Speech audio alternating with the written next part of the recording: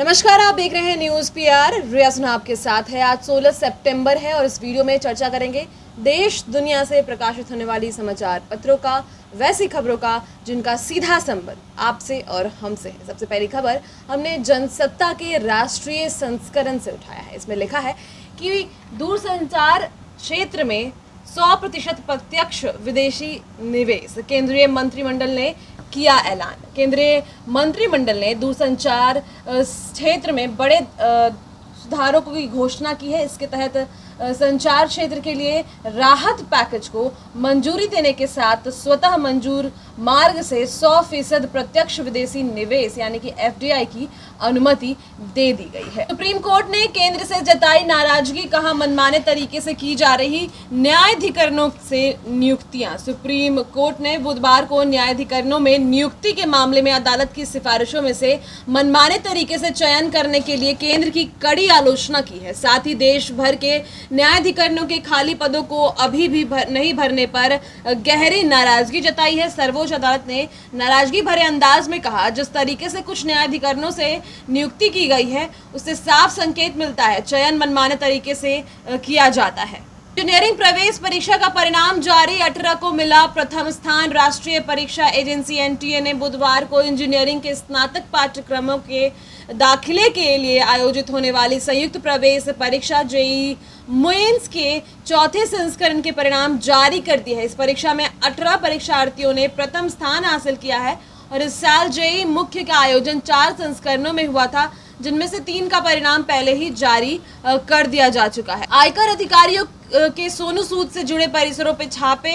आयकर विभाग के अधिकारी कर चोरी मामले की जांच के सिलसिले में बुधवार को अभिनेता सोनू सूद से जुड़े मुंबई और कुछ अन्य स्थानों के ठिकानों पर पहुंचे।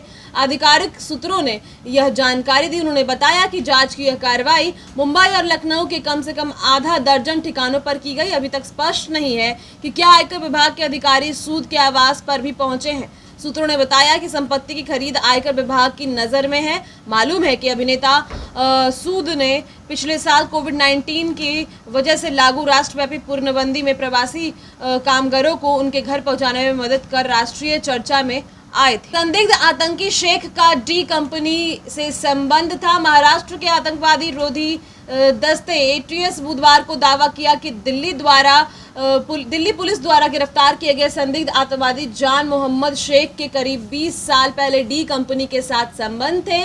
भगोड़े अंडरवर्ल्ड डाउन दाऊद इब्राहिम के गिरोह के लिए डी कंपनी शब्द का उपयोग किया जाता है। अधिकारियों ने बताया कि दिल्ली पुलिस के स्पेशल सेल ने मंगलवार को पाकिस्तान समर्थित आतंकी मॉड्यूल का भंडाफोड़ करते हुए पाकिस्तान की खुफिया एजेंसी आईएसआई से प्रशिक्षण पाए 2 आतंकवादियों समेत 6 लोगों को गिरफ्तार किया है।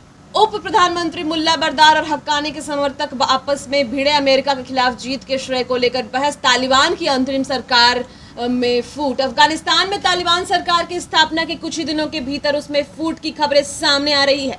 वरिष्ठ तालिबान सदस्यों ने बीबीसी को बताया कि बीते हफ्ते अंतरिम सरकार के 2 विरोधी धड़ों के सदस्य काबुल स्थित राष्ट्रपति भवन में भिड़ गए।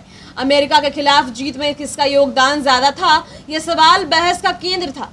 नई कैबिनेट में सत्ता के बंटवारे को लेकर भी तीखी बहस हुई। हालांकि तालिबान ने अंतरिम सरकार में अंतर्कलह की खबरों को खारिज भी कर दिया। दिवाली पर पटाखे जलाने और जमा करने पर रोक। राजधानी दिल्ली में बीते साल की तरह इस बार भी दिवाली पर पटाखे चलाने पर रोक रहेगी। दिल्ली सरकार ने वायु प्रदूषण की समस्या को देखते हुए यह निर्णय लिया है। राजधानी में पटाखे के भंडारण बिक्री पर भी प्रतिबंध रहेगा। मुख्यमंत्री अरविंद केजरीवाल ने ट्वीट कर पटाखों पर प्रतिबंध को लेकर व्यापारियों से भंडारण और बिक्री नहीं करने की अपील की। मोदी ममता दुनिया के 100 असरदार लोगों में शामिल। टाइम पत्रिका की वर्ष 2021 के 100 सबसे प्रभावशाली लोगों की सूची में प्रधानमंत्री नरेंद्र मोदी, पश्चिम बंगाल की मुख्यमंत्री ममता बनर्जी को शामिल किया गया है। इसमें तालिबान का सह संस्थापक मुल्ला अब्दुल गनी बरदार भी शामिल है। टाइम ने बुधवार को जारी की गई अपनी इस वार्षिक वैश्विक सूची में सीरम इंस्टीट्यूट ऑफ इंडिया के मुख्य कार्यकारी अधिकारी अदार पूनावाला को भी जगह दी है।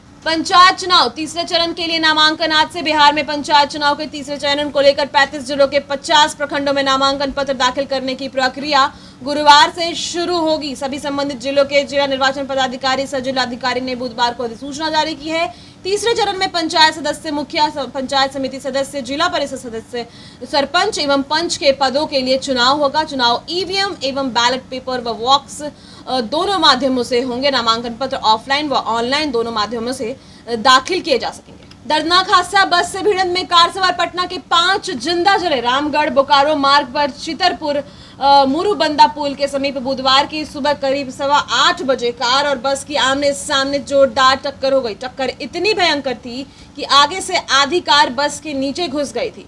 टक्कर के बाद कार और बस दोनों में आग लग गई और कार में सवार 5 लोग अंदर ही जिंदा जल गए। सभी मृतक फुलवारी शरीफ इलाके के हैं। बस में सवार यात्रियों को कोई नुकसान पहुंचने की खबर नहीं है। इस हादसे में मारे गए 4 लोगों की पहचान की गई। इनमें किशोर कुमार, गोलू, आलोक कुमार और मुन्ना राय फुलवारी शरीफ के ब्रह्मपुर गांव के रहने वाले हैं। एक की पहचान फिलहाल नहीं हो पाई है। सभी लोग वैगनार कार से रजरप्पा स्थित मां छिन्नमस्तिका मंदिर में पूजा करने आ रहे थे। राजस्व एवं भूमि सर्वेक्षण विभाग ने 5 कर्मियों के खिलाफ की कार्रवाई। जमीन के सर्वे में कोताही करने वालों पर गिरिगाज राजस्व एवं भूमि सर्वेक्षण विभाग ने सर्वे में कोताही करने वाले 5 कर्मियों के खिलाफ कार्रवाई की है। भू अभिलेख एवं परिमाप निदेशक जय सिंह ने सर्वे की धीमी प्रगति पर अररिया के एक शिविर प्रभारी और 4 विशेष सर्वेक्षण अमीन का कार्रवाई की है। कल 30 लाख लोगों को लगेगा टीका। प्रधानमंत्री नरेंद्र मोदी के जन्मदिन के मौके पर 17 सितंबर को आयोजित होने वाले कोरोना टीकाकरण महाअभियान के तहत 30 लाख से अधिक लोगों को टीका दिया जाएगा। स्वास्थ्य विभाग ने 30 लाख से अधिक टीकाकरण का लक्ष्य निर्धारित किया है। इसके लिए राज्य में उस दिन 15,000 टीकाकरण केंद्रों का संचालन किया जाएगा। पूरे कार्यक्रम में करीब 50,000 स्वास्थ्यकर्मी शामिल होंगे। छात्रों की समस्या सदन तक उठाएगा राजद। राज्य के पॉलिटेक्निक छात्रों की समस्या सुनने नेता प्रतिपक्ष तेजस्वी यादव बुधवार को पार्टी कार्यालय पहुंचे। साथ ही उन्होंने आश्वासन दिया कि उनकी हर मांग को राजद सड़क से लेकर सदन तक उठाएगी। उन्होंने छात्रों को विश्व सरैया जयंती पर अभियंता दिवस की बधाई दी। दरअसल पॉलिटेक्निक छात्र संघ के बैनर तले छात्रों का जुलूस पर आर ब्लॉक गोलंबर के पास पुलिस द्वारा हटाए जाने पर राजद कार्यालय पहुंचा था। बचने वाले वायरल पीड़ित बच्चों की संख्या हुई दुगनी से अधिक। बरसात के मौसम में बच्चों में वायरल बुखार पीड़ित बच्चों की संख्या में लगातार तीसरे दिन वृद्धि दर्ज की गई है। राज्य के सरकारी अस्पतालों में सोमवार को 524, मंगलवार को 830 और बुधवार को 1217 वायरल बुखार से पीड़ित बच्चे ओपीडी में आए। इस तरह ओपीडी में आने वाले वायरल बुखार से पीड़ित बच्चों की संख्या में मंगलवार की तुलना में 53%, जबकि सोमवार की तुलना में 142% बढ़ोतरी हुई है। एनएमसीएच में एक और बच्चे की मौत हो गई है। 3 निमोनिया पीड़ित भर्ती। जेईई मेन प्रश्न पत्र लीक का मामला, नेशनल टेस्टिंग एजेंसी की बड़ी कार्रवाई। कई परीक्षार्थी अभी रडार पर। 20 परीक्षार्थियों की उम्मीदवारी रद्द की गई है। रिजल्ट रुका, भविष्य में नहीं दे पाएंगे परीक्षा। सारण में मुर्दे की शक्ल में एम्बुलेंस से ढोई जा रही थी शराब पकड़ाई। भगवान बाजार थाना क्षेत्र के श्याम चौक के पास मंगलवार की रात सांसद स्थानीय क्षेत्र विकास निधि से दिए गए एम्बुलेंस से करीब 280 लीटर देशी शराब जब्त की गई। खास बात यह कि शराब की बोतलों की बोरों में भरने के बाद सफेद कपड़े से लपेटकर सीट पर इस तरह रखा गया कि वह शव की तरह लगे। शैक्षणिक योजनाओं के लिए 5 महीने बाद केंद्र से मिली 7,700 करोड़ की राशि। विभिन्न शैक्षणिक